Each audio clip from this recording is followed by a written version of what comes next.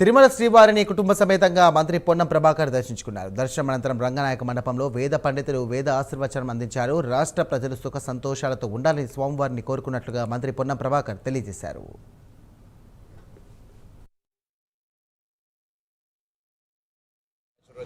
అందరిపై ఉండి అందరూ సుఖ సంతోషంతో ఉండి సమృద్ధి వర్షాలతో పాటి పంటలతో ఆరోగ్యంతో ఉండాలని భగవంతుని ప్రార్థించుకున్నాను.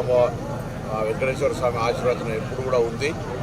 తప్పకుండా ఒక భక్తుడిగా మరొకసారి అందరూ బాగుండాలని ఆ భగవంతుని ప్రార్థించాను. ఇక్కడ ఓం నమో వెంకటేశాయ.